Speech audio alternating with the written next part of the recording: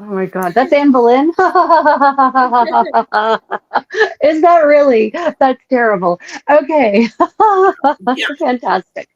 Hold on a minute. I have to do something. Uh, okay. Go on. Okay. Brilliant. Okay. We are live. Okay, Good okay. morning. Good good afternoon. Good morning, good afternoon, good evening, everyone. Welcome to Horrible Costumes, the review, the critique. I'm the creative Contessa. This is how would you like us to refer to you in our live streams? I actually never addressed that. Me? Mason from King Henry's royal court, or yeah. Either way, we're here Yeah. with some guests today, and we're going to be doing what all of you have been asking me to do, which is continue to discuss the costuming in a variety of productions. And, one of the most common questions that I've gotten since I put out that video, Mason, that video, and Azalea, that video that I put out, and I'll just show you who's actually with us today. These are my guests. These are my guests today, Azalea and Mason. Hello. And that viral video I put out about the why I don't like medieval movies. It's now almost up to 1 million views on TikTok. it's Oh my it's gosh. absolutely crazy. But the number of people who chime in with, well, of course the Middle Ages was stinky and everyone was dirty, so that's the accurate part. And of course no one wore colors. Everyone just wore brown. That was all anyone could afford. There were very few rich people in the Middle Ages. And it's just the nonsense it evokes people to say. You ask them for their sources, and of course they have none because it's not true. Hmm. Um, but one of the useful questions people then ask me is, well, what shows would you recommend? And I'm often stumped at shows to recommend. My list of recommendable productions that I have personally seen is minuscule. Now that's mostly because I avoid. I'll be honest, and maybe this is true for both of you. I avoid historical productions because I just don't. I just Yeah. I just don't want to be disappointed. I just don't. I, Yeah. I I only I'll watch if I know it's good, I'll absolutely watch it. But if I haven't seen it and I see it's kind of oof, I'm like, no, I can't. I Yeah, I just can't like enjoy that it one. because Yeah. all I wonder is what are they wearing? Why are they wearing it? Get rid of it. Why is it on my screen? Yeah. this is the thing. So ignorance is bliss is the old adage, right? And that is really true. Yeah. It is actually true. You can be happier in your programming if you don't know the history, if you don't know the material culture, if you have no clue. I mean, I will not deny that true. It's a truism, and it's for a reason. That before I knew, I enjoyed Braveheart more. Before I knew better, I enjoyed it more. But then the more and more I learned about the actual history that Braveheart covers and the actual clothing of the various cultures represented in that movie, the less and less I was able to just sit back and enjoy it. And then when I learned that the entire history is basically bunk and just fiction made up by Sir Walter Scott, I said, well, okay, I guess Yeah. this isn't really a historical movie anymore. It's a inspired by historical events. They should have changed the names of the people, then it would have been fantasy and it would be fine, right? But they didn't. Yeah. So, I would say that the actual favorite movie that for both the way the characters are represented, the acting, the clothing, the sets are actually in the actual appropriate spaces for the time. Ever After. It is my favorite so-called medieval movie. And we can debate about whether the Middle Ages is 1500, circa 1500 is medieval or not. I'm for me, when the Reformation starts is basically when the Middle Ages ends. But no matter what, Ever After has some of the best and most accurate clothing, the best sets, the best depiction of actual daily life in 1500 France. And it's not even a historical movie, technically. It's a retelling of the Cinderella story, setting it in a historical setting. Yeah. So it's not even pretending to be real history. And yet it does a better job than every single, and I mean every single, Hollywood production I've seen that is history ever. I I'm gonna actually put that so out there, agree with ever. that take. You actually what? I'm sorry, Azalea. Go ahead. Say that I again. agree with that take so very dearly. Like, Yeah, it's you look at it and there's people, even the servants are wearing clothes that are colorful, not as brightly colored as their noble betters, of course, but still they've been dyed, right? They're a little more ragged, but they're not falling off of their bodies, right? So if you're looking for a good representation of 1500, circa 1500 French France, the royal court in France, the way the aristocrats dressed ever after, except with the exception, of course, as always, what do you think the exception is in that movie? Which character does not have the most accurate clothing? Which character has been machoed up to make him look more appealing to the modern audience in his attire? Yeah, the prince, yeah. right? He's got leather trousers, he's got boots, right? He's not wearing the kind of clothes that anyone wore in that era. Not just a prince, but no one wore in that era. Oh. The trouser Not the effect, leather. right? Yeah, not the leather. I know, right? leather everywhere, right?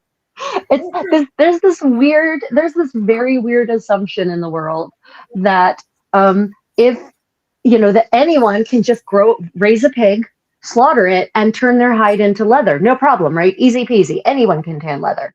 Do either of you know anything about the leather tanning process? I do not. Not a whole lot. I understand the basics, I'm pretty sure, but it's been a while since I've actually touched up on the whole. Yeah, so leather tanning, first off, you have to prepare the hide, right? You have to slaughter the pig, which is in and of itself an art. Not just anyone can slaughter a pig properly. Sure, you can kill the pig and you can do some stuff to it, but that doesn't mean it's going to give you a hide that you could then turn into a sheet of leather, right? You have to remove the hair, you have to scrape out the fat, the subdermal fat, you have to soak it in a variety of really toxic and caustic chemical solutions, even in the Middle Ages, really putrid smelling stuff. You have to, it has to be properly processed in a very complex series of steps. So it isn't just a question of you skin the animal and voila, you've got leather. So anyone who says that has no clue about the actual process of tanning. And there's a reason. Do either of you have friends whose last name is Tanner by any chance? No. Yeah. Well, anyone who has the last name of Tanner now is descended from a family that used to be professional tanners. That's why it was a profession and it had its own guild, in fact. So yeah, not anyone can just make leather. Not everyone is wandering around in leather. Very few people are wandering around in leather. Have either of you worn leather trousers, by the way? No. It's not real great if you actually have to do a lot of things and move around, and if it's hot and humid or if it's just warm, you're going to it's not super great. That's actually very interesting. Yeah. So we've got some great comments already. I read recently that soaking could be a year or more. Yeah, the soaking the hides is not something you just do and then like it's a couple of days. No, it's a really long process. I saw a comment from saying pig leather is not that good. It's porous and weak. Yeah. Takeda, that's one of my guys. Takeda, thank you for chiming in on that. You're absolutely right. Right. And that was the other thing. It's like, well, pig leather, it's not great. Besides which, I want to eat the pig skin. Pig skin is super yummy if you braise it for a long time and it gets all soft and chewy. Oh no, it's yummy. Oh, trust me, you might think it's gross. It is not. It is delicious, especially if it's grilled. So good. So yummy. You don't want to turn that into leather. Yeah, let me just see.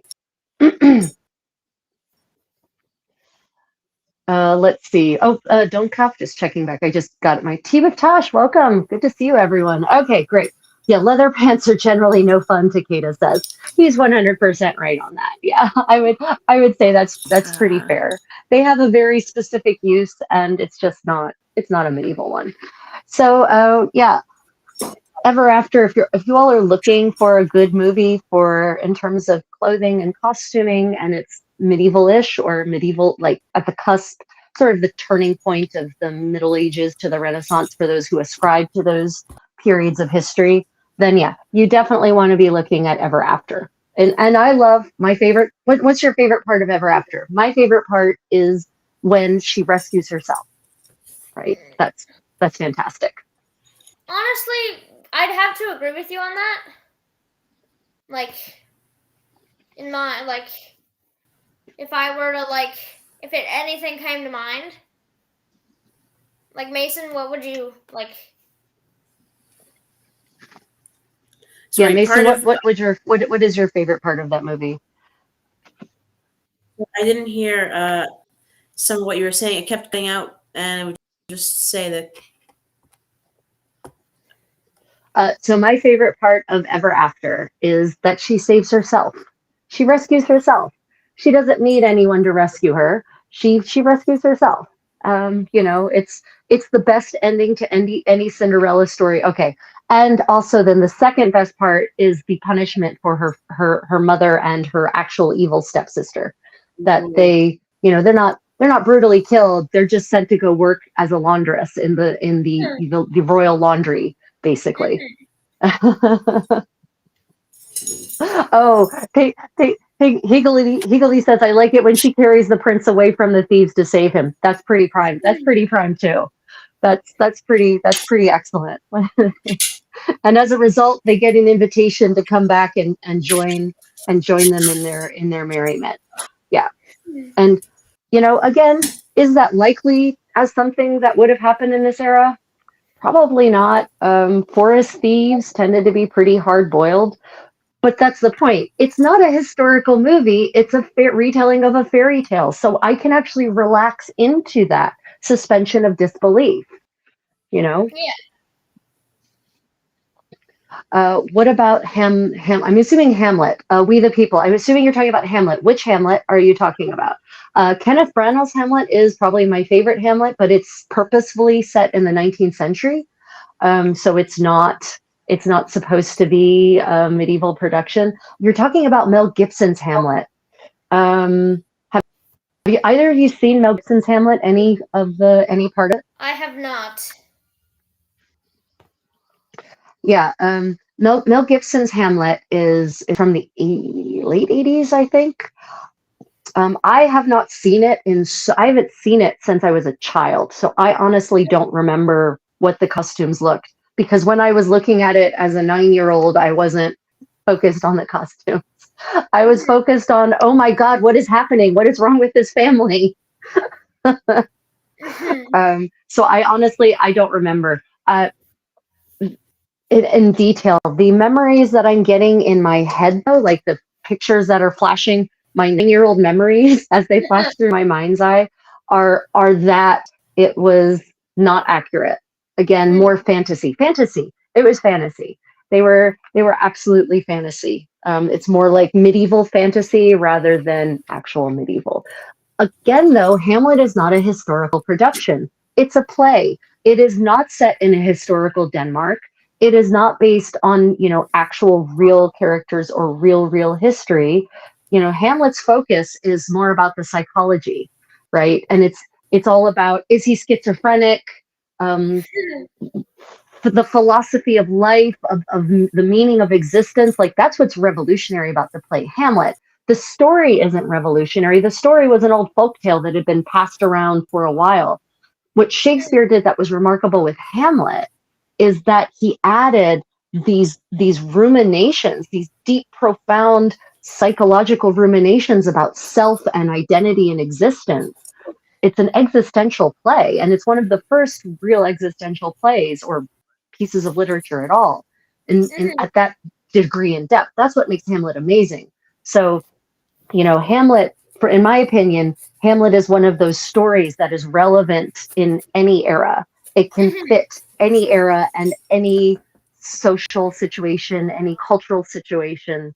So yeah, I don't really care if the clothes in Hamlet are accurate or not because it's not a historical story. Yeah.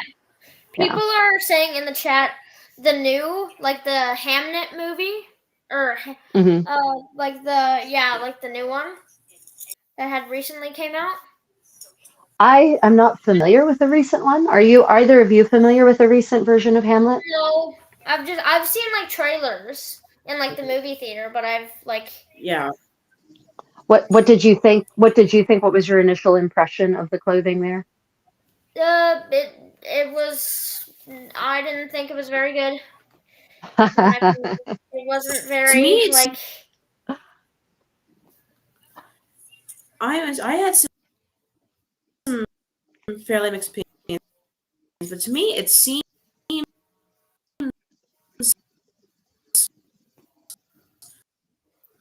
not too bad, honestly. I mean, it could be. Now I have to go take a look at it. Someone, it does look okay. interesting though. Like, I will say that. someone mentioned How long ago are we talking? Because this is, Anne of a Thousand Days. Gosh, that's an old production. But that's a BBC. Anne of a Thousand Days was a BBC production, wasn't it? Yeah, I haven't actually looked. I have not looked at Anne of a Thousand Days again since I was a little girl watching public television, PBS, with my parents. Yeah. So I don't have an updated opinion about it. But my memories of Anne of a Thousand Days are that it was pretty accurate. But again, that's me working on memories that are now 35 years old. So your hat is real cute. Somebody had just said it's about Shakespeare producing Hamlet, and I think the play is incidental to the story of Shakespeare's family.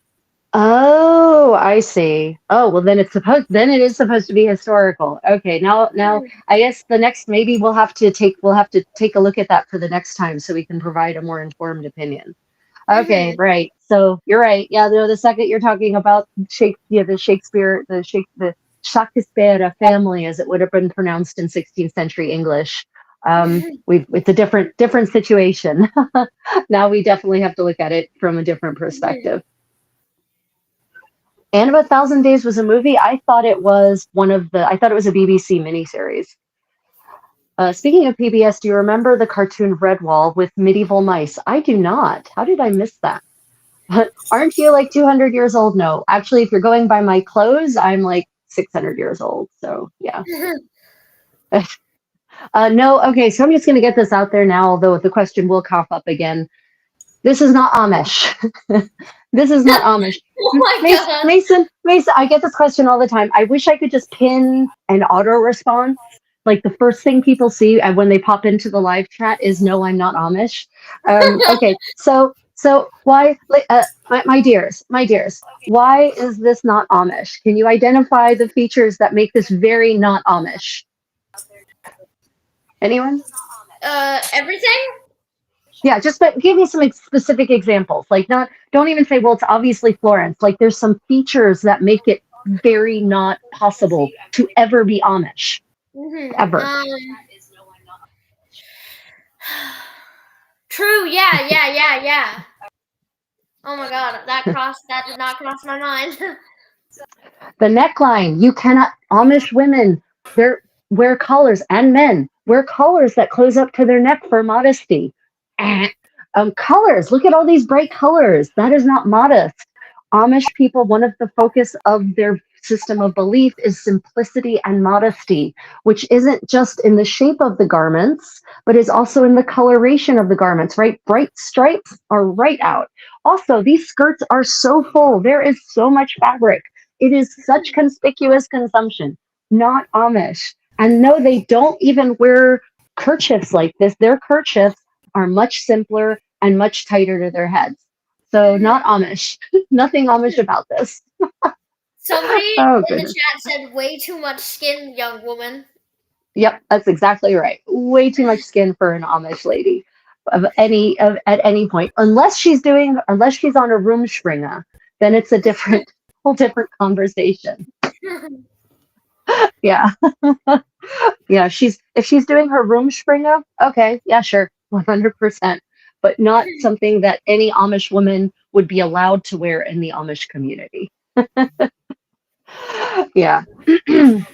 Yeah, so we actually have some stills. So we're going to be focusing, except for when we get questions in the comments today, we're going to be focusing on a couple of different shows. So the first one we're going to start with the Tudors, and we'll work our way kind of backwards, actually.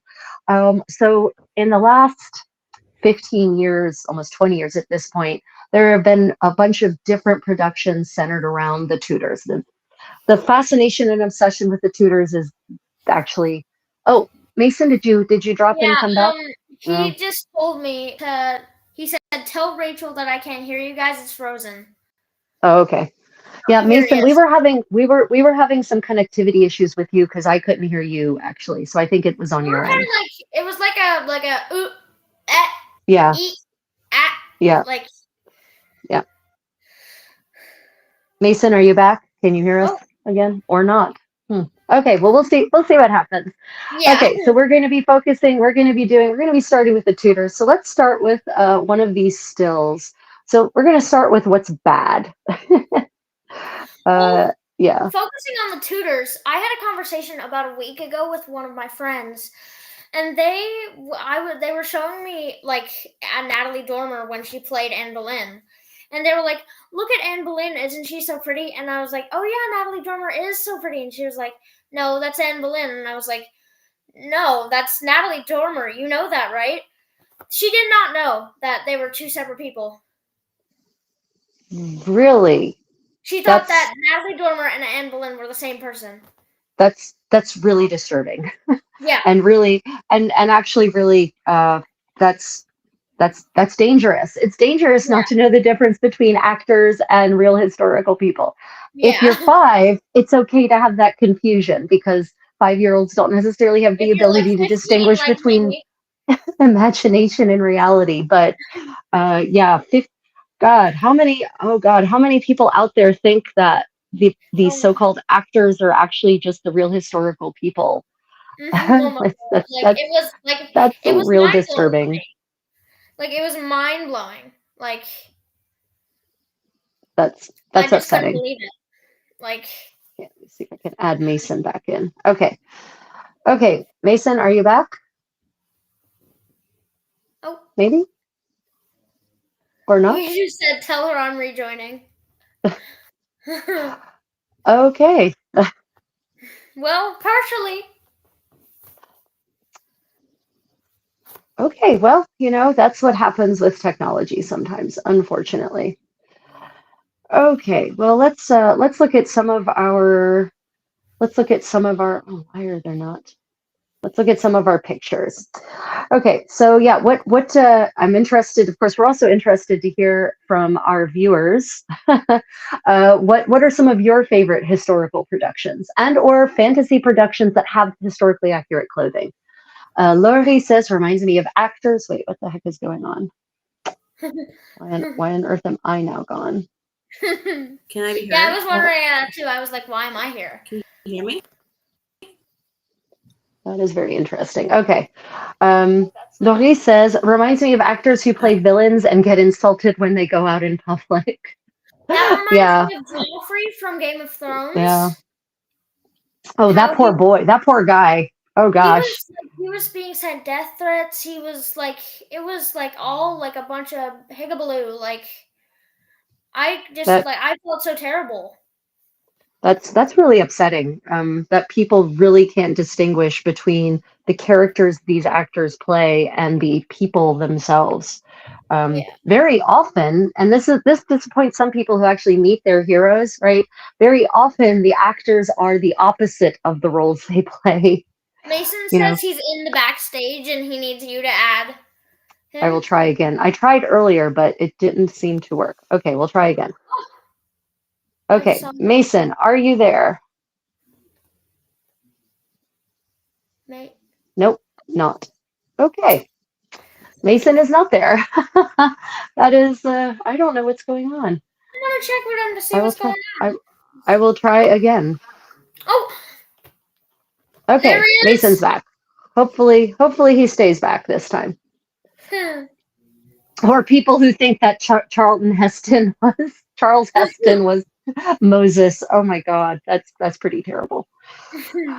Right. So there's been a bunch of different Tudor productions in the last 20 years, and one of the most terrible, hands down, in terms of clothing, is which one? My dears, but which one would you say is the worst of the Tudor productions when it comes to clothing?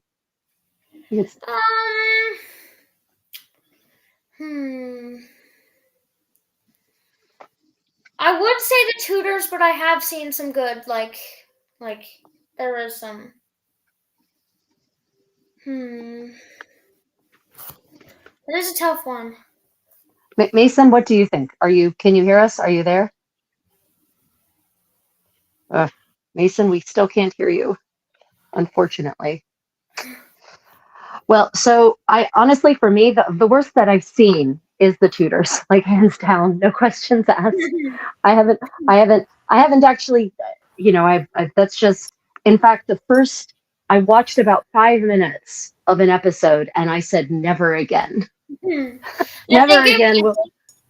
What really irked me was whenever Anne Boleyn had that little headpiece. Mason, there you are. Oh, Mason, there you are. Fantastic. You're back. Okay. Yeah, so go on your comments about Anne Boleyn's headpiece, and unfortunately, I don't even know what was going on. It was just it's just so weird. So it's there's a very strange thing happening with her headdress. Let's see if I can do this from the media. Nope. Okay. It's not letting me do what I want. Okay. That's fine. Damn it. Remove. Delete. Go away. Okay, there we go. Unfortunately, it is not actually letting me access the pictures that are there available for viewing. Right. So we'll just have to chat about this then. No visuals. If you want to see Anne Boleyn's terrible headdress in the Tudors, just look it up. Terrible headdress Anne Boleyn Tudors. I'm confident that will bring up the image about which we're talking. Right? It looks like she's wearing a fan on her head. Exactly. But the fan had an accident and can no longer maintain its stiffness. Yes. It looks like this. I don't even know what's going on. It's like, why is she wearing a fan on her head?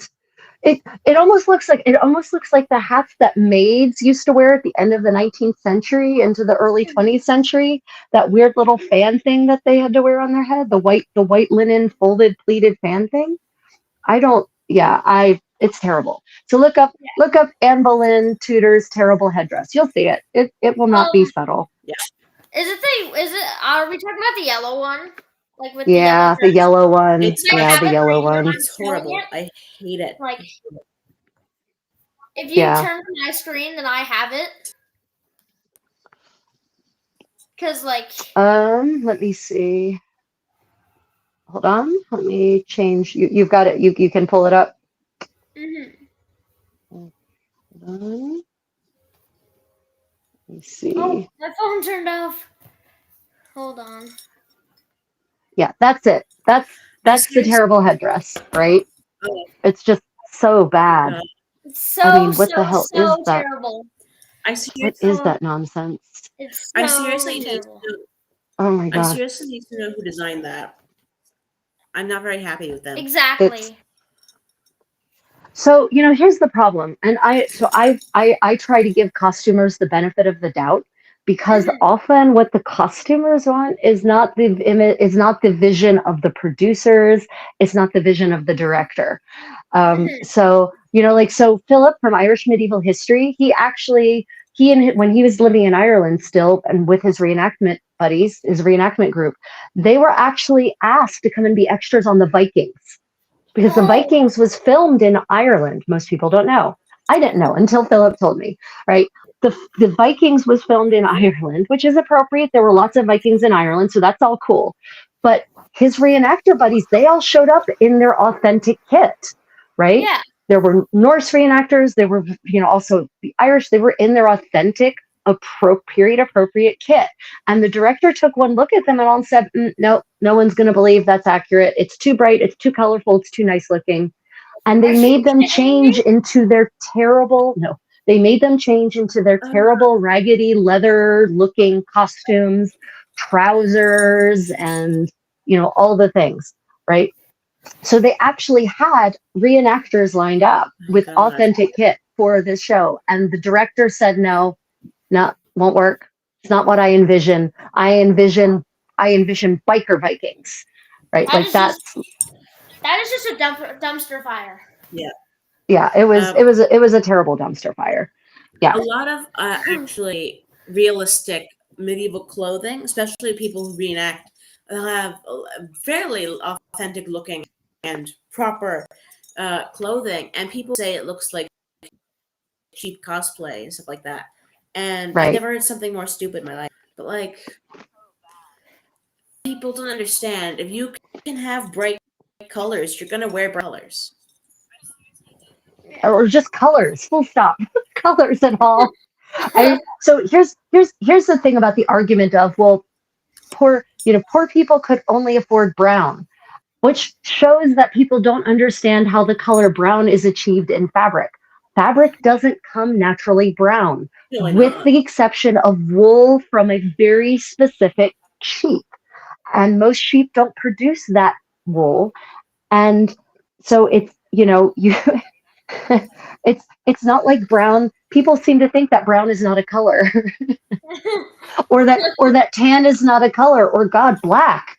Yeah. What my dears, what do you know about black as a color in clothing? I think it looks very pretty. Right, but is it expensive or is it cheap? Black. I think Mason will have to answer that, because I'm like, Mason's the. Yeah, so Mason, black, cheap or expensive as a dye stuff? I honestly don't remember. I think. Okay, so black is the most expensive. Black is the most expensive dye stuff, hands down. It is the luxury color par excellence, and that's why it doesn't really even start showing up very much in clothing until the 14th century. And even then, it doesn't become popular until the 15th century. Before that, black could only be achieved, the way black was achieved was if you happened, again, to have a sheep that produced black wool, which is not the majority of sheep. So black has to be created. Black is created by a complex process of dyeing and over dyeing, and then using tannins to literally oxidize it into black. So what happens is you dye your fabric in red, then you over dye it in blue, and then you add tannins to the over dye bath, and that literally oxidizes your fabric. What do you think happens to fabric when you oxidize it? Is that going to make it stronger or weaker in the long term? Weaker. Yeah, much weaker. Oxidizing is rust. Literally, you're rusting your fabric. So literally, black fibers are weak, and they will disintegrate much more quickly. It's why we have almost no black textiles that have survived from the Middle Ages, because they literally rot away. We actually have banners from the Duke of Burgundy from the 15th century. His banners, his actual war banners, have survived. And one of his colors was black. And so the fringe around the banner is alternating black, red, white. The black parts are all gone. The red and white parts are still there. So literally, you are doing something that's going to make your clothes last way less time. and it's costly just to get it to that state of saturation so that it actually looks black and not just like purple or gray or something, right? Because you need super saturation of dye stuff to achieve that depth of black. So black is an expensive color. It's not a cheap color. It's not the color of the poor. Absolutely unbelievable. All these people running around in black clothes. Like, no, just no.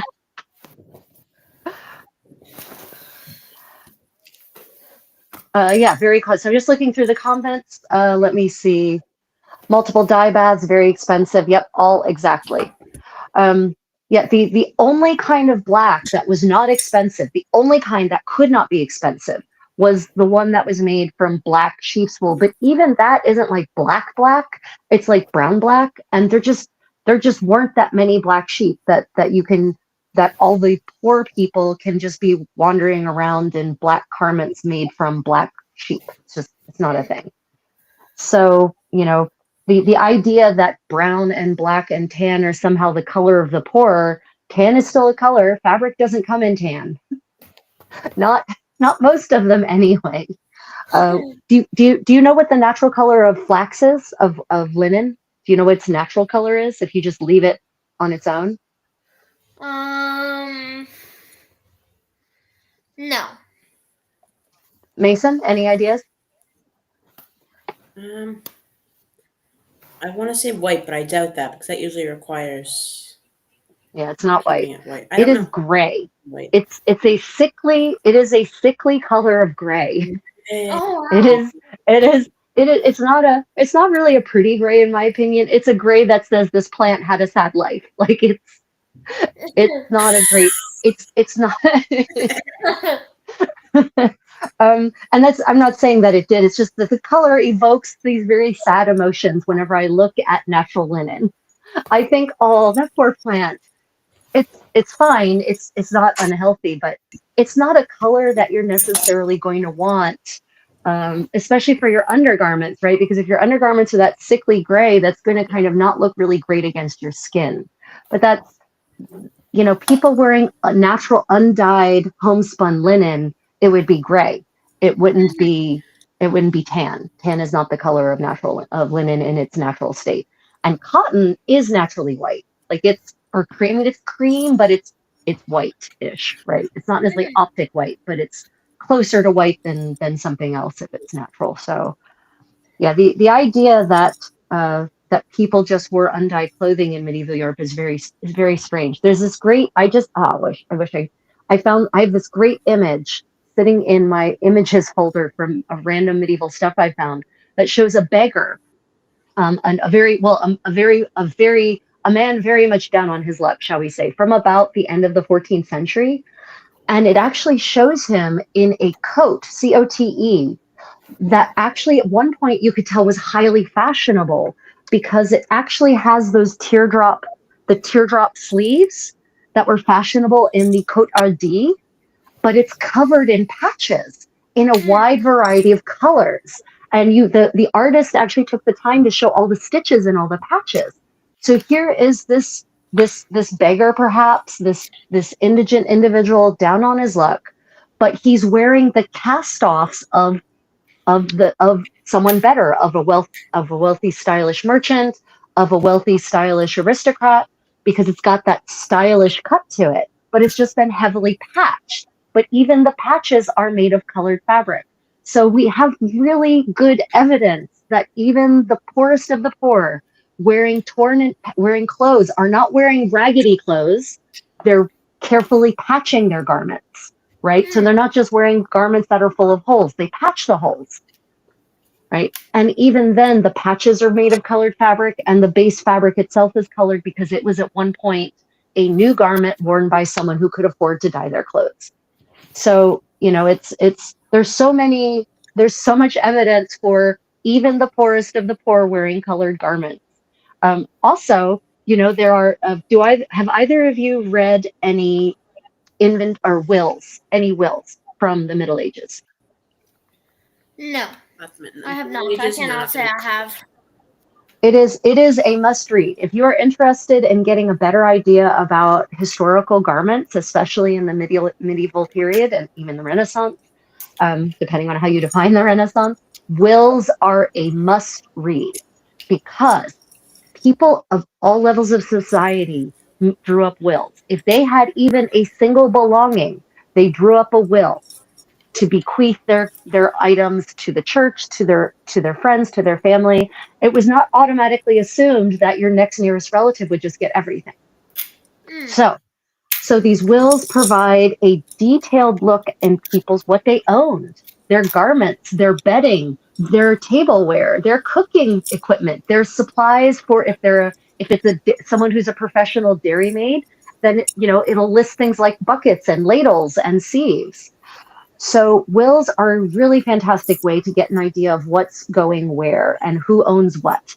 But wills from the upper class are very interesting because they generally, for people who have money, they include generous bequests. Because of course, the idea is I need to be generous with my earthly goods by giving them to people who need them and therefore, shortening my time in purgatory.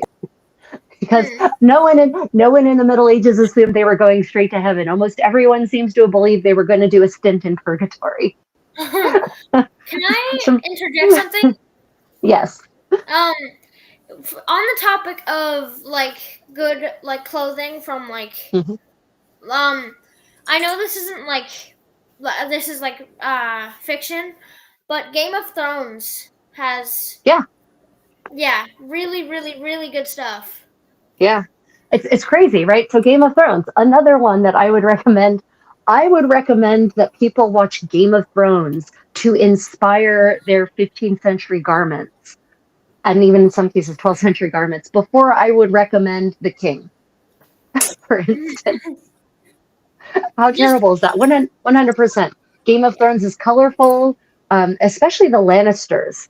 The Lannisters look so 15th century War of the Roses, right? With the shoulders and the coats and the doublets and the hosen, and even their pavilions look really fantastic. Yeah, I agree with that. I'd have to say the best dressed out of all of them was Joffrey. Yeah. Even though he was a terrible person, he never had a bad outfit. Never It was once. And it's annoying because Game of Thrones is fantasy. Yeah. And so it's annoying, not that it did well. It's annoying that it's irritating that often, and I've said this, I don't know how often I've said this, often the fantasy productions are more medieval than the actual historical production. Yeah. Because and why do you think that is? I have some theories about why that is. Why do you think it is that fantasies have license to actually be colorful and have garments that look good, whereas these historical productions don't? Because Hollywood focuses on them more, and because it's not to be they don't have to make it oh my god, this has to be realistic, so they just think what people might think not be realistic, but they actually make it more realistic. Okay, interesting thought. Yeah, Mason, what's your idea? Like I said earlier, when it comes to medieval movies and stuff, they always assume it's not believable if it's not dark. But when it's fantasy care, because it's not meant to be accurate. Right. So they're just kind of okay, well, we'll make it bright. Yep. Yeah. It's what someone, I think it was Higgity maybe, the Tiffany effect. The Tiffany effect, right? Are either of you familiar with the Tiffany effect? I am not. Yeah. Mason, you, Tiffany? The Tiffany effect? I don't think. So the name Tiffany, does that sound like a medieval name to you? An authentic medieval name for a woman? Be honest. Does it sound like a medieval name? No. It doesn't. No. It is. One. It is an absolutely authentic and popular name for women in the 14th century. Wow. Right? Yeah, right? I watched it once. Yeah. You learn new things every day. Yeah, but now was it necessarily pronounced Tiffany? No, because pronunciation was different. But it is the name Tiffany. Tiffany in French, and then Tiffany in Tiffany in English, right? So Tiffany is a medieval name, but to the average, to most people, even people who maybe should know better like us, it still sounds like a modern name. And so it has to be avoided in novels or movies because, people will be jarred out of their imaginary world of the Middle Ages. And so, Mason, it's exactly the problem as you were addressing, that the average modern person feels that the Middle Ages was literally dark, not metaphorically dark. And it was dirty and people wore ragged clothes and it was always wet somehow. Always. It was, Always wet. It was always wet. Perfect description. It was always wet. It was just the Middle Ages was wet. The whole thing. It was wet all the time. The sun had not been invented yet. Yeah. Nobody so had that's perception of That was as far as the eye can see. no one. It was never dry. There was never a drying wind. Mud, of course, was the primary material in the natural material in the medieval world. So much mud. So And that's like I think Game of Thrones. There was so much mud. Yep. So that's why I'm pretty certain that is why we do not see more accurate representations of clothing and colors, because people have this terrible misconception of the medieval world. And I see that in the comments under that video, the two shorts now that I've spun off about why I don't like medieval movies. Again and again, the same comment comes up, but they were dirty. They did wear raggedy clothes. Everyone was covered in mud. It was dark, right? The same thing again and again and again. And what's weird is that as far as I can tell, that being what the medieval world is, that impression has been created starting in the 80s with the advent of dark fantasy, like Excalibur, like Willow, right? Where you've got people covered in mud, they're dark, they're dirty. And then the historical movies took a note from that. And it's like Robin Hood, Prince of Thieves, right? They took the note from that and they said, well, this must be how the medieval world should be. It can't be bright and colorful like those Technicolor movies from the 50s. It's got to be dark and depressing. So it's like this, it's a circular argument. The medieval world must be dark and depressing, so we will make it dark and depressing. People watch dark and depressing medieval movies and say, it must have been that way. So now the filmmakers have to make it that way to fit with that misconception. And around we go. Yeah. This live has been very eye-opening, even for me. Go ahead, Azalea. This live has been so eye-opening for me, and like it made me learn so many things. And and I didn't. Oh well, thank you for joining us today, Azalea. I appreciate having you on. Actually, I wanted to finish I wanted to finish up why the thing about medieval people and how we know that even people on the bottom rungs of society had nice clothes.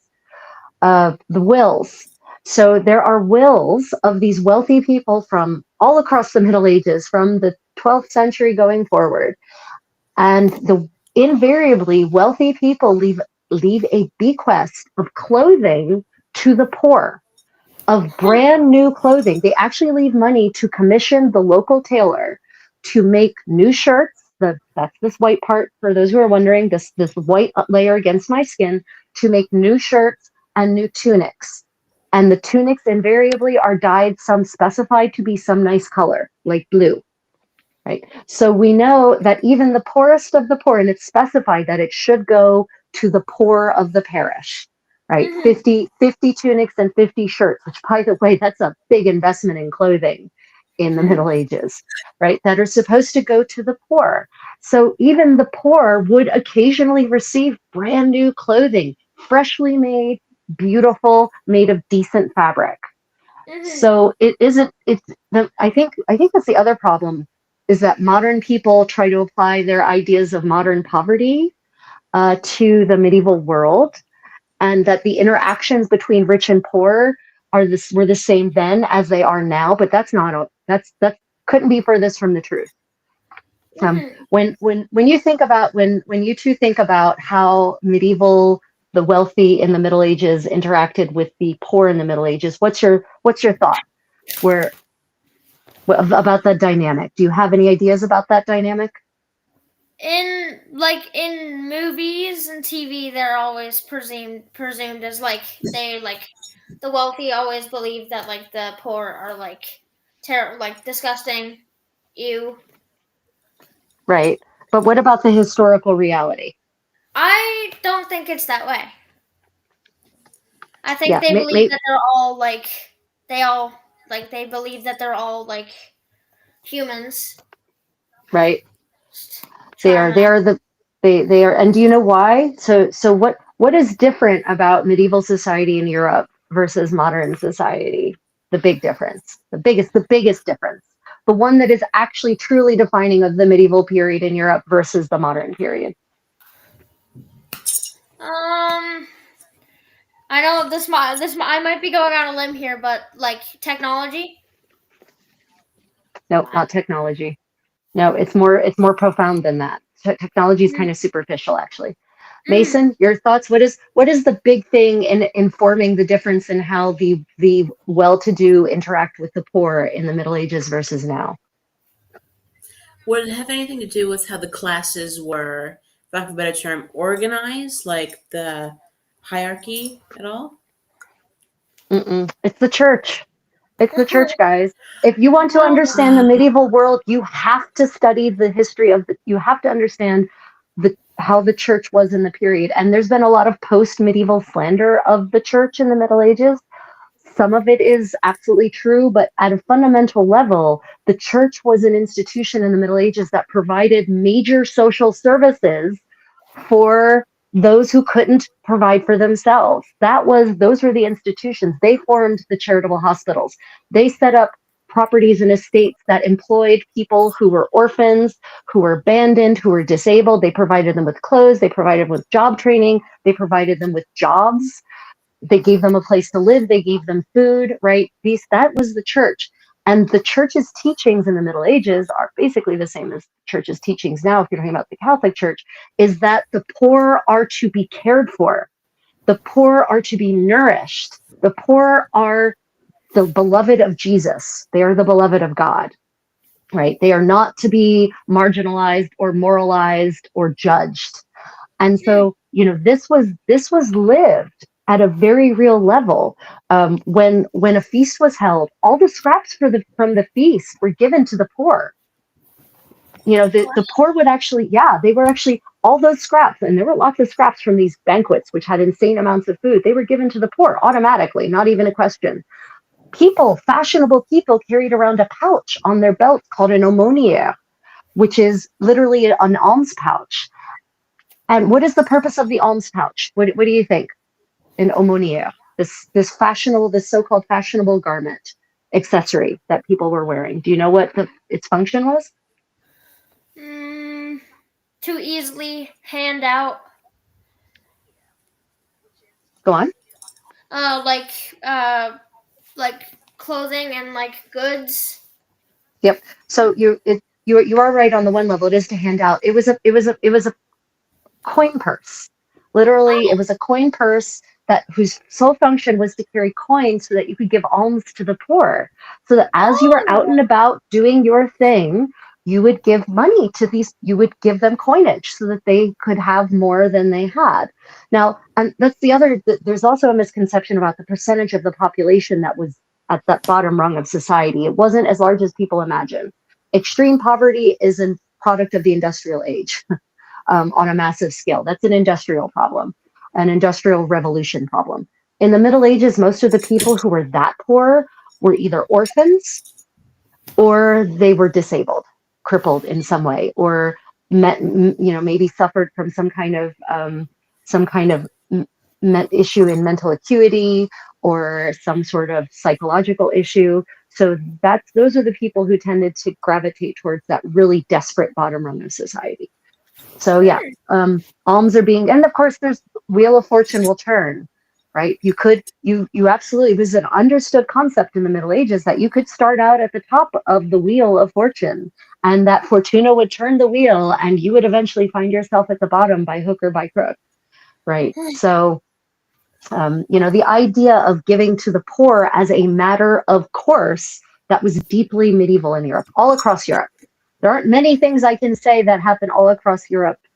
That concept was deeply entrenched. There's a book, I just read this fascinating set of rules for dining at the table from the 13th century. It's an Italian book of rules. And the first rule is before you eat, you must make sure that the poor have food. Literally, Wow. that's the first rule. Before you sit down to eat, you should make sure that the poor have food. For as you feed the poor now, so shall Jesus feed you in heaven. That's what it says. Wow. So it's a very different concept. And that's why when people talk about, well, the poor couldn't possibly have had X, Y, or Z. Well, actually, they could have and did. Yeah. So let's see, oh gosh. Okay, if any of you have asked questions, is this dress up? No, this is not dress up. This is a medieval living history channel. For those just joining, welcome to Medieval Movie Critique Time. I am the creative Contessa. I am here today with Mason from King Henry VIII's Royal Court and his coworker and colleague Azalea, and we are just holding forth about what we don't like about medieval medieval and Renaissance productions, both TV shows and movies, and trying to actually get down to the historical reality for the misconceptions and how people could actually, producers and directors could actually do it right or should do it right. Yeah. So let me see. Abigail Phillips, what was that book called? I think I shared a link for the book. They're talking about the Book of Etiquette. I have, it's actually published. It was translated and transcribed and translated by an antiquarian in the 19th century. And I think I shared the link on my Discord. I will see if I can dig it up. Let me see. I always think that the symbolism of the Wheel of Fortune, especially the medieval painting. Yep, Wheel of Fortune, there you go. Can you tell me about the layers of the garb you are currently wearing and how you constructed them? Yes, I can. So first off, everyone, Mason and Azalea, do you recognize what this object might be that I'm actually currently working on? Mason might. I got no clue. I'm pretty sure I do. I found a mistake. We don't actually know. Is this the one called officially? No, we know what we know what it's called. We know we're 90 I'm 95% certain we know what it was called, but the word that most people know it as is not what it was called for certain. No. They call it yeah. if I'm not mistaken, it's called most people call it a hennin. I'm pretty sure. Correct. Or something Yeah. like that. Exactly. That is correct. This is the typical princess, right? The typical so-called princess hat, right? It's the typical so-called princess hat, which was not called a hennin in the Middle Ages. It was called, in English, it was called a turret or a mitre. In French, it was probably referred to as an ouateur, which literally just means a tall headdress. Yeah, or possibly bonnet pointu, which means a pointed hat, a pointed bonnet. So that's what I've been working on, but that's not what I'm currently wearing, and that's not what I should wear with this outfit. This style headdress does not go with this ensemble. Somebody said it's an alone cone. They said what? It's an alone cone. Oh, shellback bow. I love you, man. It's an alone cone. Right. So this is this ensemble, and I'll just go up for the purposes of exposition. I'll just go full screen here. Okay. So this is a style of dress. Do either of you know the era and location of this style of ensemble, actually? If I'm mistaken, I believe 14th century somewhere. Okay. Azalea, what are your thoughts? I'm gonna go with Mason because I don't really. Okay. know. This is you are close by 100 years. This is 1470s to 1490s Florence.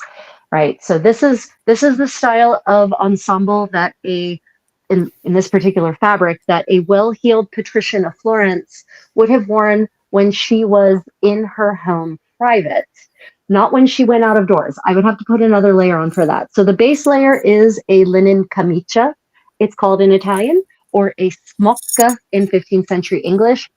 And in throughout all of the Middle Ages in Western Europe, the base layer against everyone's skin was linen. So you would wear this linen shirt basically against your skin. Mason, why, or Azalea, why would you wear this white linen layer against your skin? To not show like skin. Okay, that's one idea. Linen. Mason? Now this is for then, but I know it was for a time where I am dressed. Linen, especially when your shift is linen. If you're wealthy, you're changing your linen multiple times a day. They believe for humor. So as you sweat, everything gets taken away, basically. And then right. Why make it out of linen? That I can't answer. Okay, it's a practical reason. What happens if you subject silk and wool to a rigorous laundering process involving water? Do good things or bad things happen? Bad things. Bad things. Bad things, very bad things. Yeah. So this is the layer. Linen, on the other hand, can be laundered. It can be wet laundered. It can be boiled. It can be restored to its white, pristine self. So the linen against your skin is literally protecting your garments from you. Because human skin is gross. Like, Yeah. it produces oils, and then the soot and dirt from the air bonds with those oils, and then it's going to leave stains on your garments unless you have this protective layer, right? So this protective layer takes the beating. It protects your garments from you. And also, if you sweat and if you produce smells that are unpleasant, the linen will absorb them and keep them from leaking into your garments and making your garments smell bad. So because linen, or because wool and silk can't really be wet washed and still maintain the shape and finish that they had before, you would wear the linen garments are what you wear against your skin. Also, what about the properties of linen in terms of heat and sweat? Are either of you familiar with the benefits of linen over, say, cotton even? Is it more breathable? Like more? Yes, much more breathable. Moisture, like the absorption of moisture. Yeah. So linen is much better at absorbing moisture and basically whisking it away from your skin.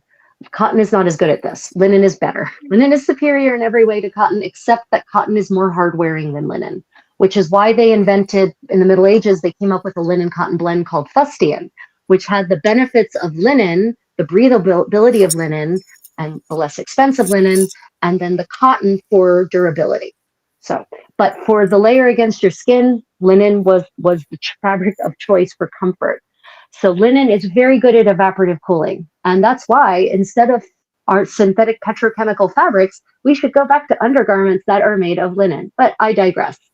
So that is why everyone was wearing these linen garments against their skin, because this can go to the laundress. She can soak it in fermented urine, which is ammonia basically, and it can be boiled, and it can be beaten, and it can be ironed, and it can be smoothed, and it can be dried on the grass and restored to its pristine white self, right? So that's why we have this linen undergarment, and everyone wore them. It is a separate layer. Mine goes down, this one goes down to about mid-calf, right? Okay, so that's called a camicia in Italian, a chemise in French. The word chemise just means shirt, everyone. It is not a gendered garment at all. Men and women wore them in weird costuming circles. Somehow chemise has come to mean just something women wore. Not true. Camisa in Spanish, hempt in German, and smocca in 15th century English.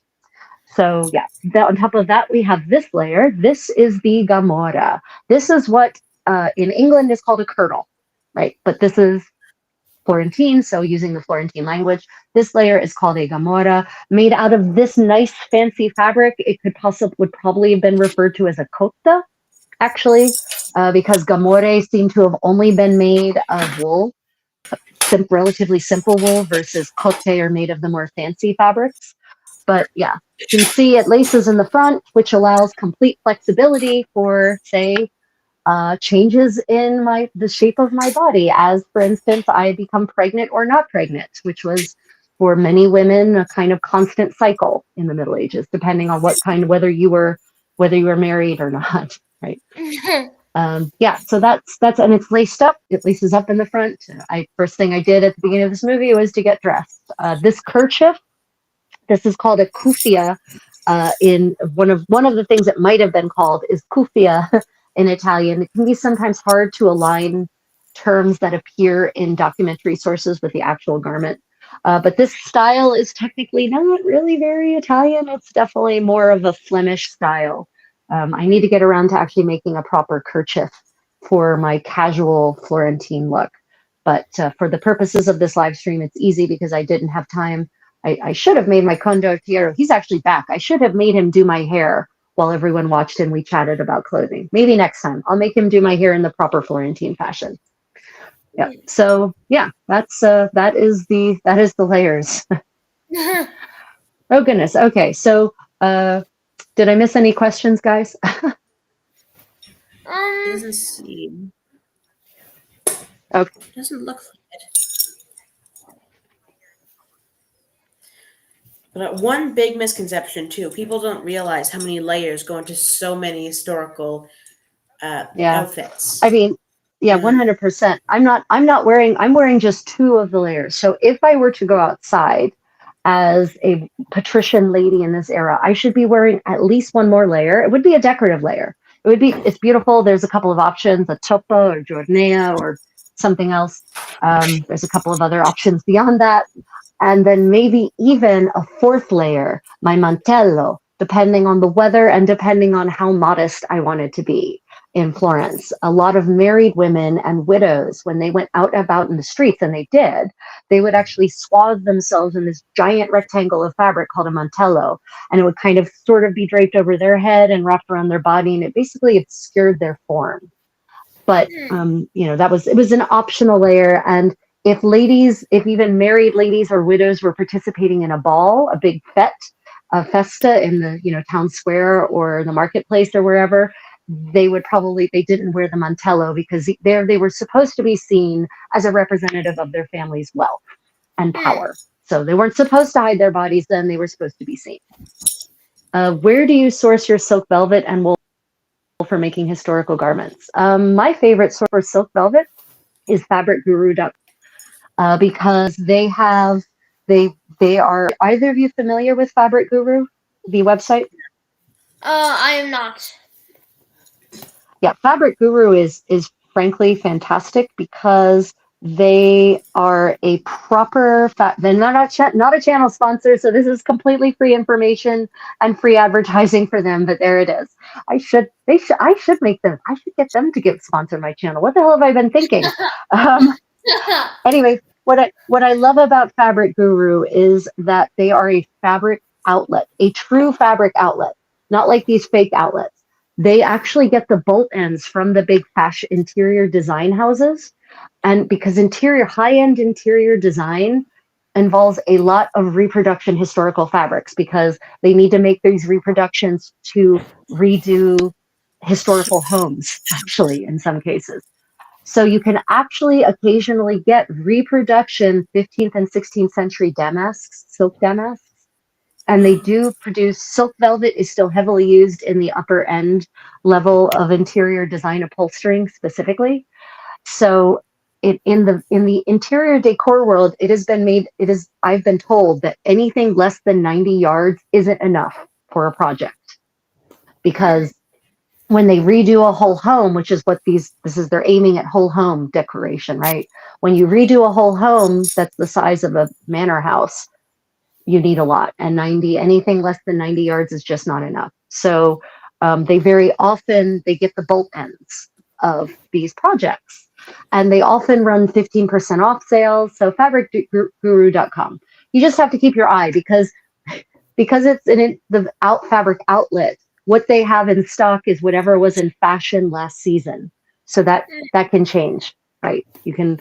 There was one season where every single fabric was mauve, everything. This the silk velvet was mauve, the wool was mauve, the linen was mauve, the damasks and brocades were mauve, the decorator silk was mauve. It was just like the world had turned this strange shade of tan purple, right? So, yeah, that's where I tend to get mine. But was it only wealthy UK women who wore whalebone corsets, or am I in the wrong era? Mason, would you like to take that? Yeah. So yeah, 16th century England. Whalebone corsets aren't essentially anything that's exactly worn. We don't have. We have something reminiscent of corsets, but corsets, as we know them, don't exist. Yeah. Now there's things like, at least not in England, they're not very common fashion. I mean, for instance, to say Elizabeth I, you may have your pair of bodies, your bodice, but whalebone corsets don't come into play for a long time after that. Yep.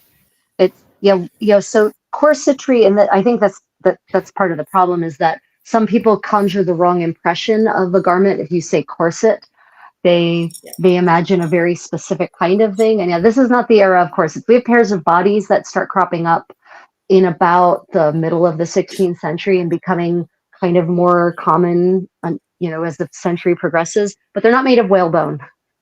They're not made of whalebone. So no, this is the wrong era. And part of the confusion is that the word corset itself, I think the earliest reference I found as the word appearing in the English language is the 13th century. But the problem is with that is that words they change meaning. A word does not have the same meaning across the centuries necessarily, and often never. Very rarely does a word from the 13th century have the same meaning in the 21st century. So corset is one of those words. And that's why people fashion historians in the Victorian era started coming up with some crazy ideas when they were reading these inventories and expense accounts, and they found references to men having corsets. So they assumed, that must mean that 15th century men wore corsets to achieve that shape. No, just no. If you look at what a corset was, it was just a fitted garment. It was not. If you look at like the various references to it and how the word is used in the context and the kinds of materials that go into making it, it's just a fitted garment, not a boned body shaping garment that significantly changes your silhouette. So I always tell, and this because I'm a linguist. Do both of you know that I'm a professional translator, actually? Wow. Yeah. So Did not know that gives me a different perspective on history, right? And also how to research history, because I never assume that any word that I encounter has the same meaning it does now, because I'm a translator. So you can't just take a word and say, well, they used this word, so they had this thing. No, you have to actually look at the context and see how the word is used in repeat cases and get an idea of its actual meaning. Yep. That was a good question, though. Yep. Good question. Ooh, I would like to answer one thing we have in chat here. Yes, please.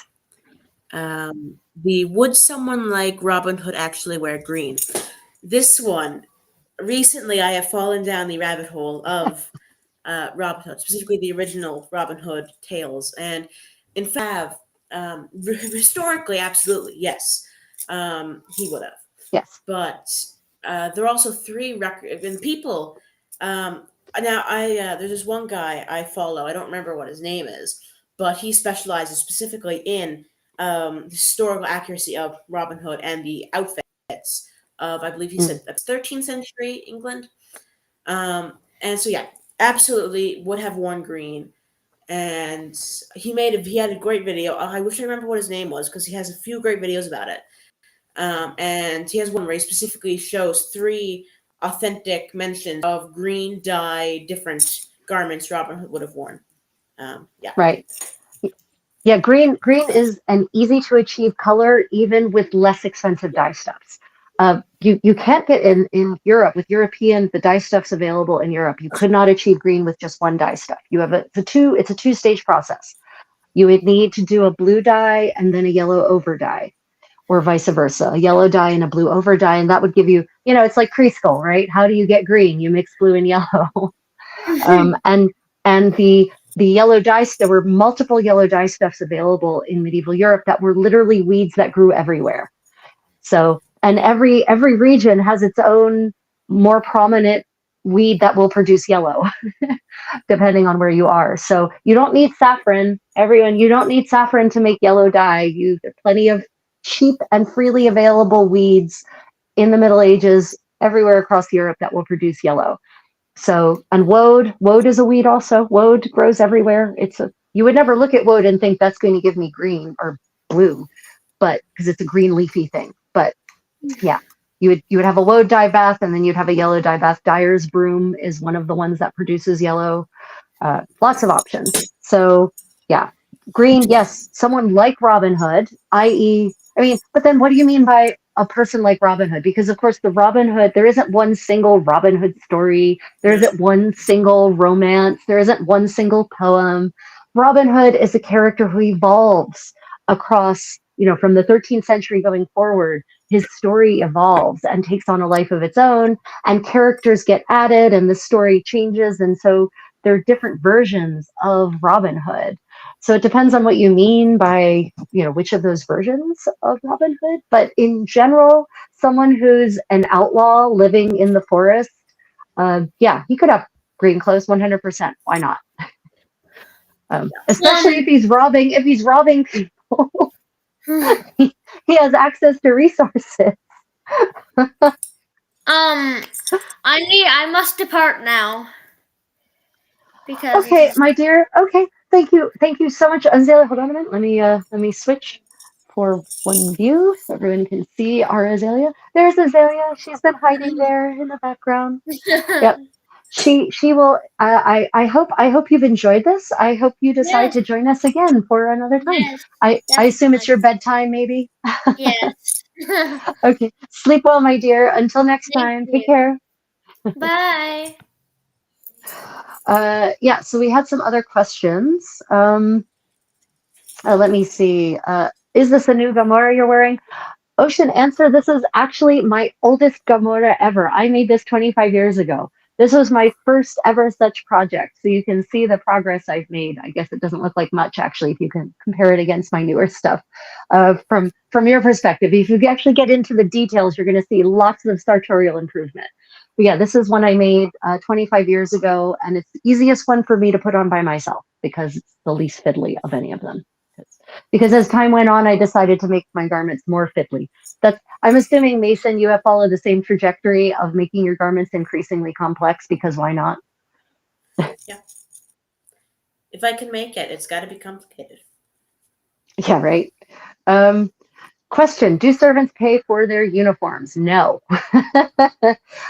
Servants in a household in the Middle Ages were part of the household, and part of their remuneration was clothing.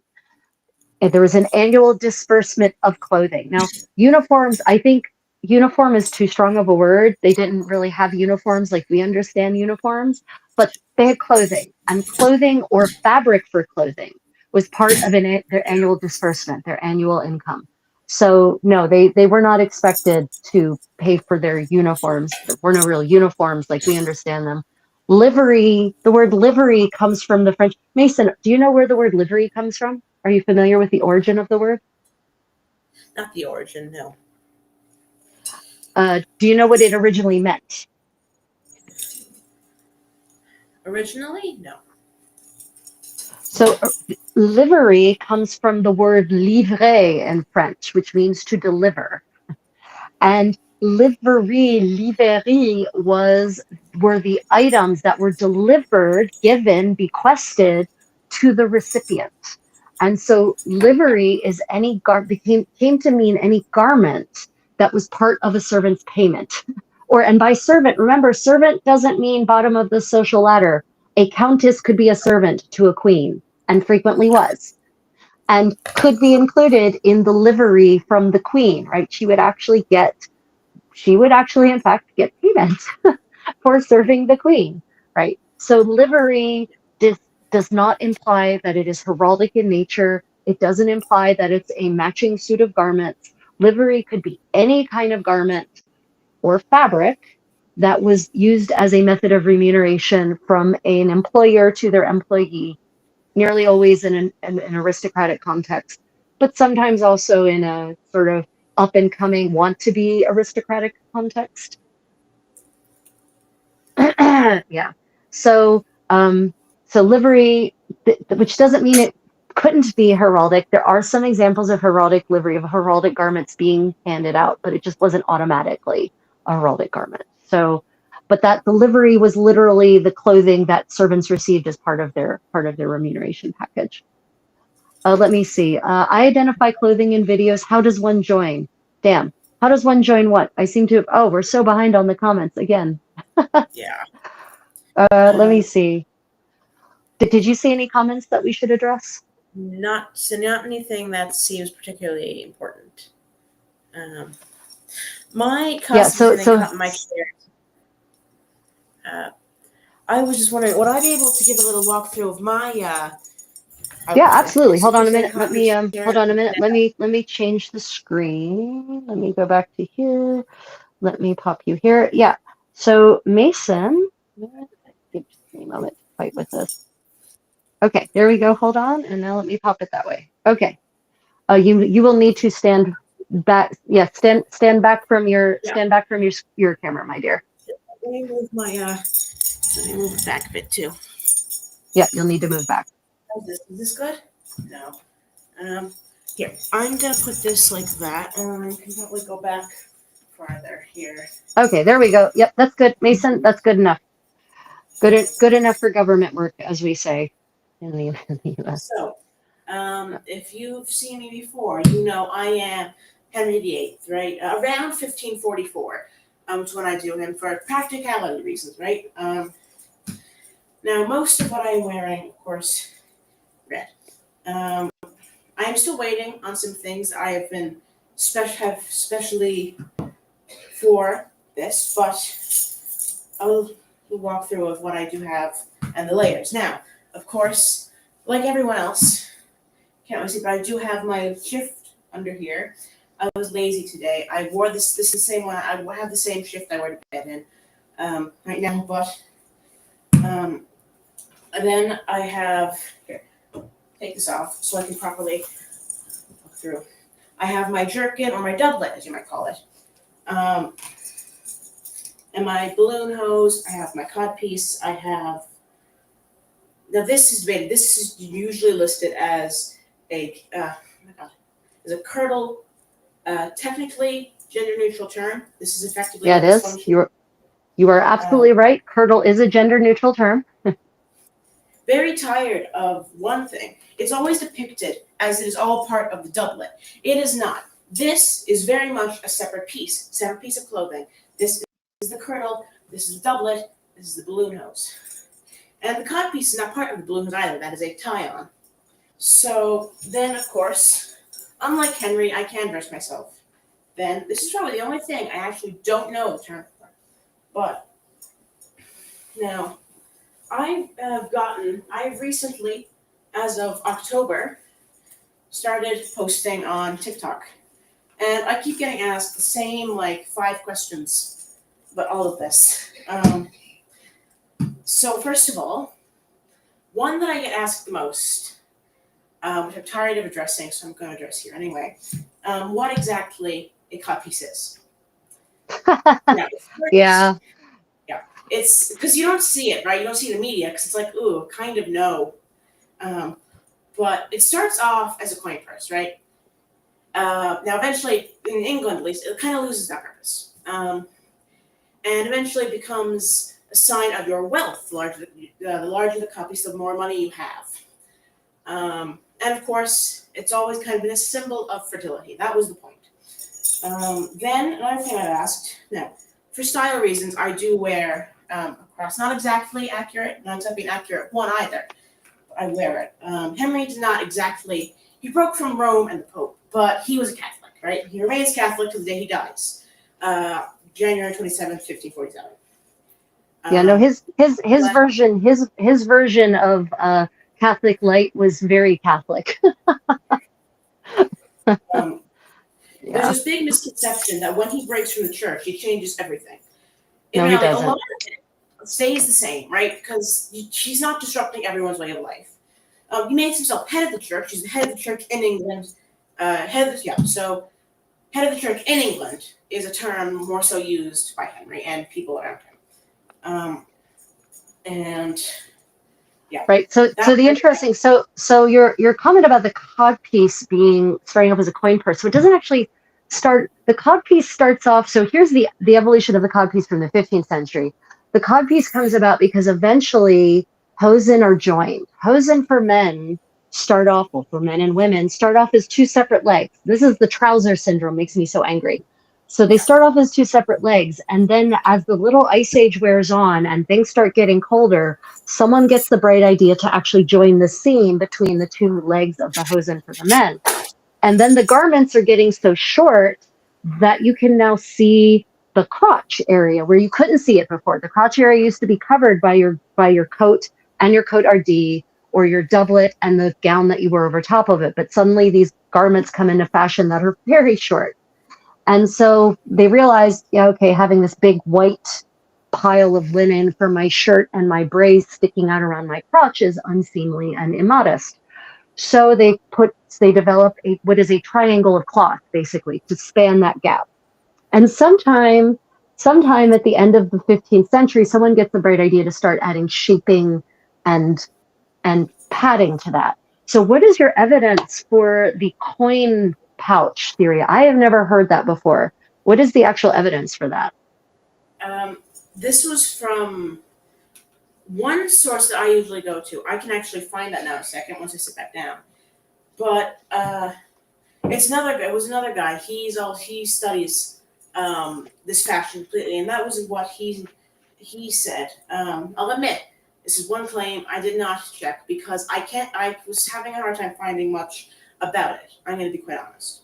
Okay, yeah, I get very leery of things that sound like that because it just sounds so glib. It's like it started as a coin purse. I mean, in your crotch, that's not the most comfortable place to store coins. That sounds a little unbelievable.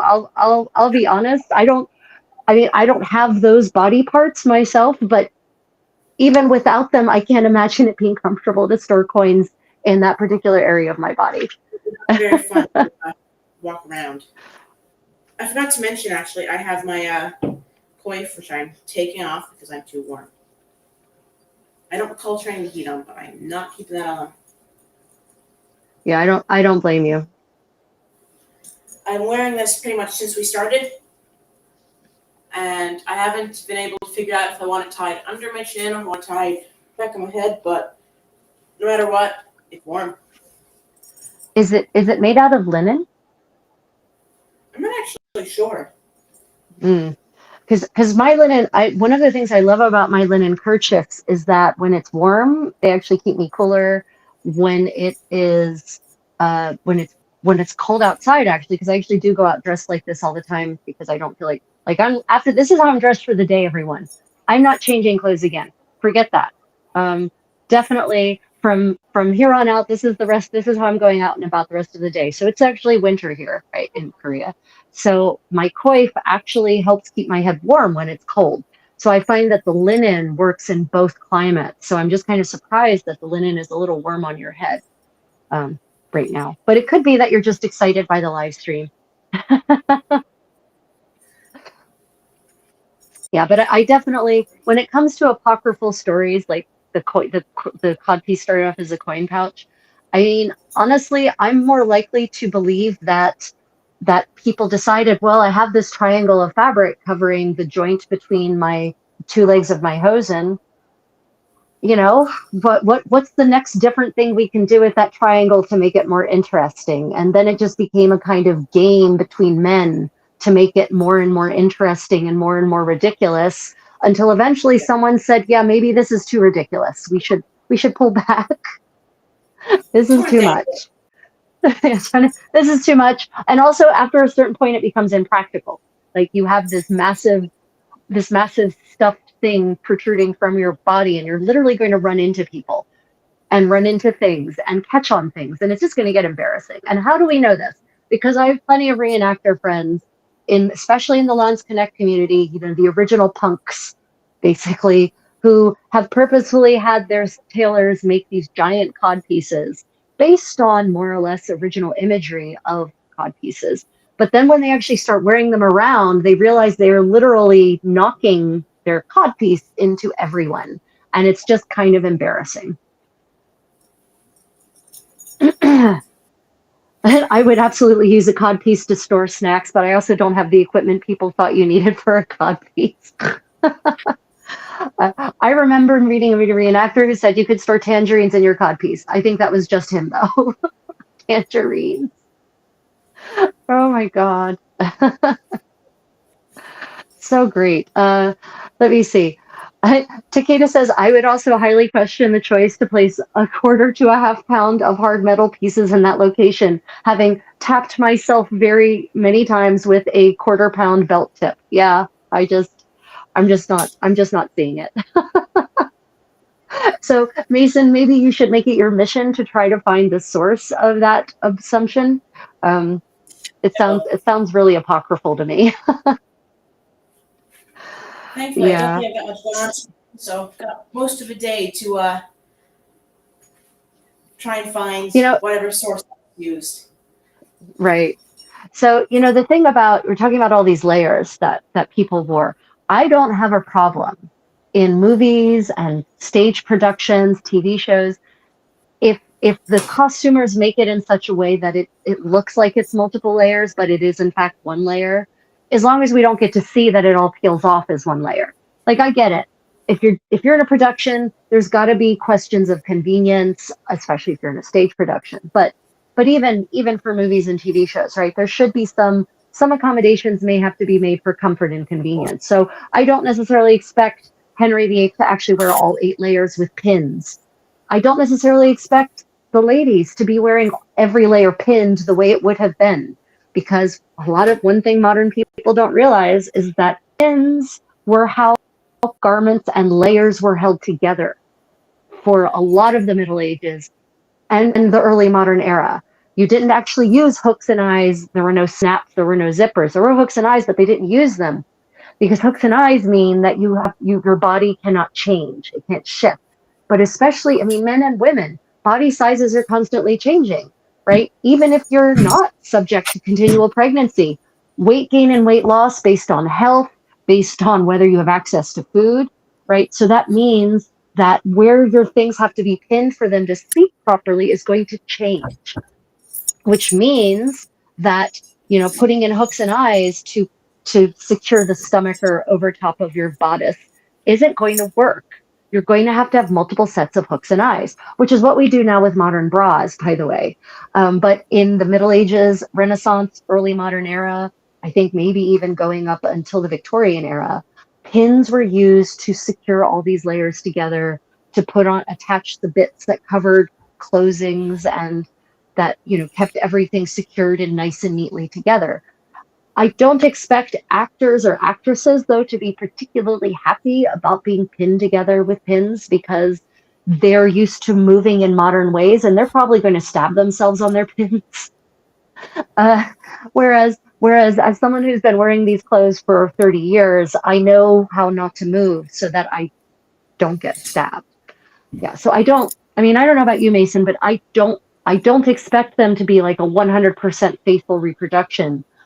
I want the look to be right, though. Like, to me, the look has to at least be right, Yeah. What about you? Yeah, definitely. As long as it looks at least fairly accurate enough, it's not bad. Also, I think I figured out what the source that was used was. Ah, yes. Okay. it's what it says is it was used. This is from Lucy Worsley. I don't remember. I don't Okay. remember if I'm pronouncing her name right, but Yeah, Lucy Worsley. Yeah, she's a pretty famous historian and also presenter. Go on. Lucy. She wrote a thing on a web. My Life in the Past 5 months ago. This one was, so she had to have a source, which I might have to find. She claims those outsized fabric Tudor copies also functioned like a handy little purse, storing precious items like coins, jewels, and where's it? Okay, well, I can't see it when I'm out of it though. It says it says it was used as a little purse.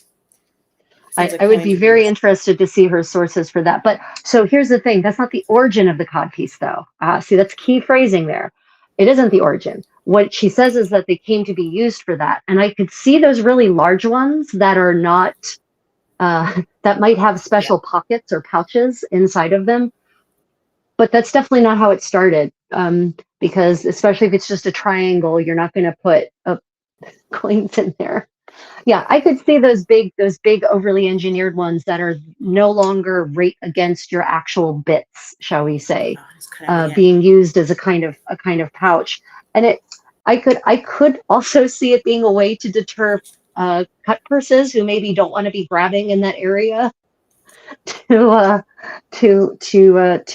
steal something, or as a secret place to keep things when you're out and about. On the other hand, if everyone knows that the men are using their codpieces to store their precious items, then the thieves are going to know that too. So it's not so secret anymore. Yeah. So I'd be very interested to see what her source for that is. That's really fascinating. Yeah, I've seen different things here that just say it was used for coins and money, but none of them seem to be providing their sources where they got that. Yeah. So they're all just kind of saying I am such a big source and then person. being like, you gotta trust that.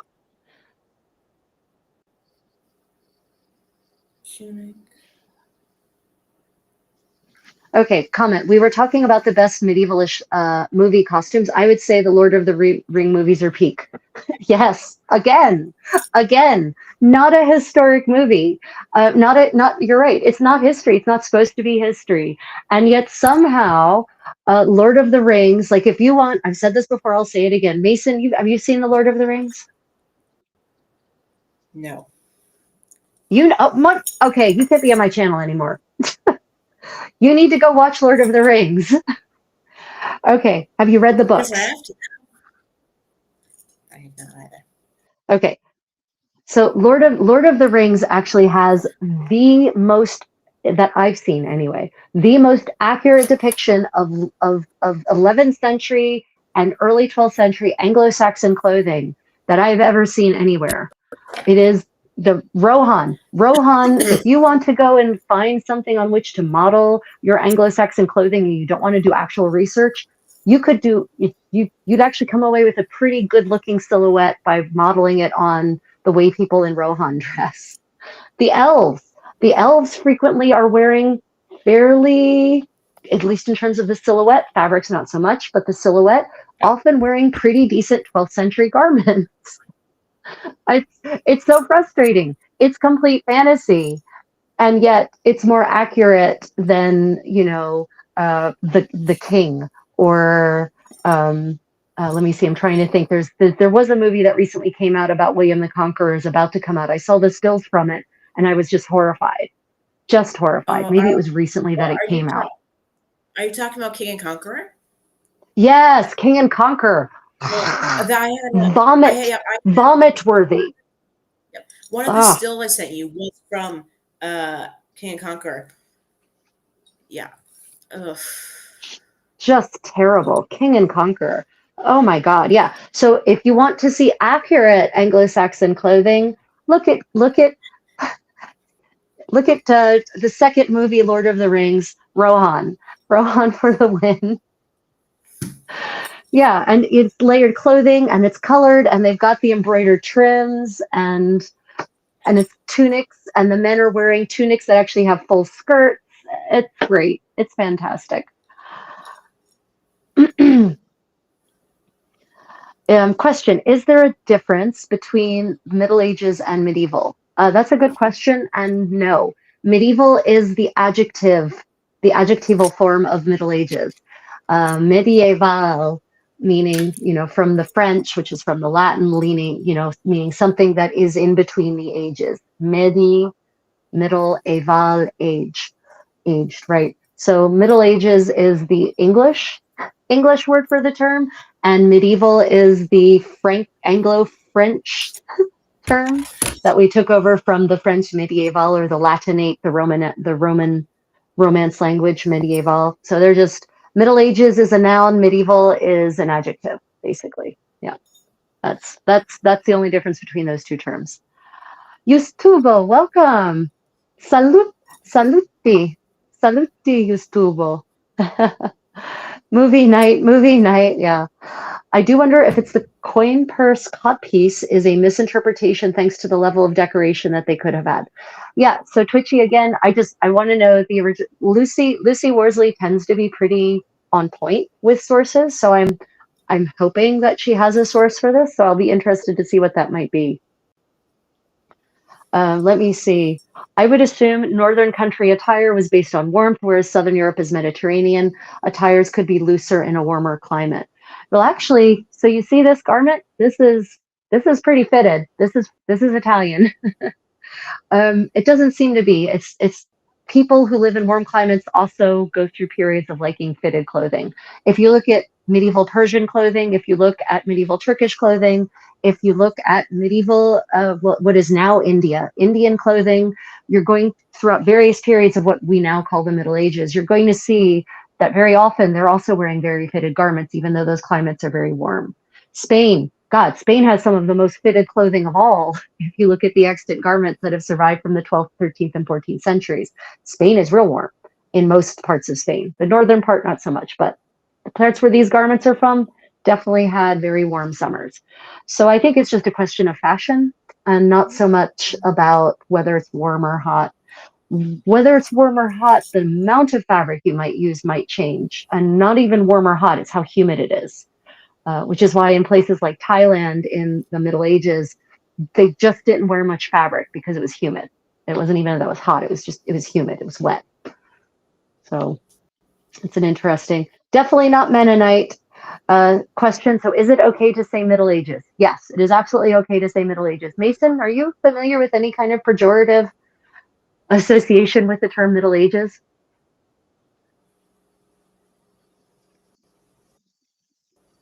Mason, are you there?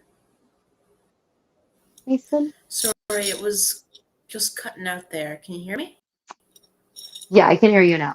Are you familiar? Okay. Is there any context in which Middle Ages is pejorative? Are you familiar with? Not as far as I'm familiar with. Yeah, okay. Yeah, I didn't think so. As far as I know, Middle Ages is perfect. I say it all the time, so I hope it's okay. I would agree with, though, yeah. So, and this is why I keep saying medieval or Middle Ages in quotes, because Mason, I don't know about you, but I find the term frustrating, and I find the term Renaissance frustrating also. Because the Renaissance is not a time period, it's an intellectual and artistic movement, which is not actually bound by a time period. What are your thoughts on using the terms Renaissance or medieval in actual historical discourse? Obviously, on YouTube, we're bound by certain algorithm-pleasing behaviors. Yeah.